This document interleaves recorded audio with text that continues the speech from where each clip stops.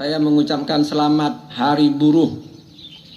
Semoga ke depan kaum buruh dapat menanamkan harapan yang semangat dalam diri untuk bekerja lebih baik lagi, sehingga menciptakan tenaga-tenaga buruh yang baik dan profesional yang memberikan banyak sekali keuntungan, tidak hanya kepada si pemilik perusahaan, namun juga mereka memberikan kontribusi yang sangat besar untuk mengisi pembangunan guna kemajuan Provinsi Jambi.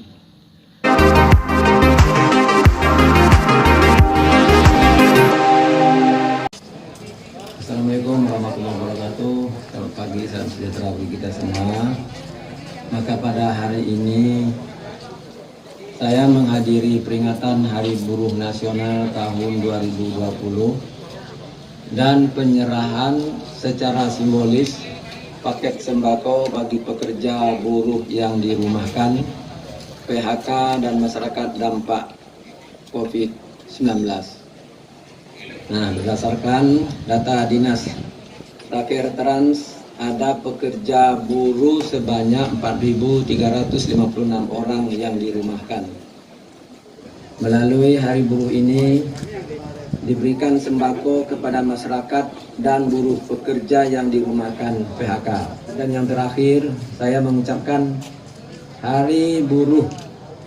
Semoga ke depan kaum buruh dapat menanamkan harapan dan semangat dalam diri untuk bekerja lebih baik. Amin ya rabbal alamin. Terima kasih. Wassalamualaikum warahmatullahi wabarakatuh. Sampai saat ini kan kita ada punya posko COVID itu untuk menerima laporan apabila ada karyawan atau pekerja yang mengalami COVID.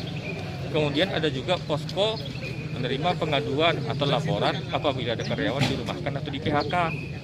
Kemudian yang termasuk juga posko kemarin untuk pendaftaran kartu prakerja.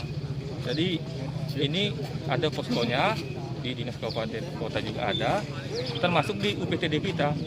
UPTD Wali Pengawasan kan ada 3 nih, ada di wilayah 1, wilayah 2, dan wilayah 3. Jadi berdasarkan data yang itu yang melaporkan sama kami, yang kami sampaikan, ya kan? Jadi saya ulangi, saya sampaikan lagi bahwa sampai saat ini karyawan yang terdampak COVID adalah 4.375 orang, yang terdiri dari 4.356 yang dirumahkan, 19 orang yang di PHK. Nah, itu Pak. Data per berapa? Per tanggal 30 April itu. Artinya yang melapor ya. Kalau ada misalnya di luar itu kan kami nggak bisa bicara ya, karena belum lapor. Itu yang data sama kami yang masuk saat ini. Nah, itu. Kemudian pada kesempatan ini juga saya sampaikan berdasarkan PP 78 ya, kan udah berkali-kali sampaikan PP 78 tahun 2015 tentang pengupahan dan peraturan Menaker nomor 6 tahun 2016 pasal 7 ayat 1 dinyatakan bahwa perusahaan wajib membayar THR kepada pekerja. Pembayaran itu dapat dilaksanakan sekurang-kurangnya 7 hari sebelum hari raya keagamaan. Nah, itu THR-nya. Jadi wajib. Sampai saat ini PP 78 ini kan ataupun peraturan Menaker itu masih tetap berlaku, belum ada petunjuk lebih lanjut dari pusat, walaupun saat ini ada COVID. Untuk sembako ini sistemnya seperti apa nanti yang pembagiannya? Pembagiannya kan ketua panitianya Bu Roida. Nanti ketua panitianya lah yang menyampaikan sesuai dengan anggotanya, dan memang ada titik-titik tertentu. Dan pembagian ini nanti sampai tanggal 10 Mei, karena ini kan 1 minggu persiapan kita ini. Masih ada mungkin perusahaan yang akan menyumbangkan lagi, disebabkan kita salurkan nanti kepada yang berhak. Dan anggota-anggota dia yang dari sektor buruh itu yang mengalami dampak, termasuk juga yang masyarakat sekitar juga, seperti kantin sekolah ya, kan banyak sekarang yang libur, ya sehingga penghasilannya. Dan kami juga sudah minta data dari Dignas, sekolah-sekolah mana yang perlu dibantu, kantin mana yang termasuk penjaga sekolah.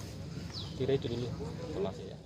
Yang pertama, kita masih tetap fokus di Omnibus Law, yaitu tentang rancangan undang-undang Cipta Kerja, yang mana di dalam rancangan itu ada satu klaster yang ada hubungannya dengan buruh pekerja, itu klaster ketenagakerjaan. Jadi kami berharap nanti terkait klaster ketenagakerjaan itu benar-benar dikeluarkan dari rancangan undang-undang tersebut.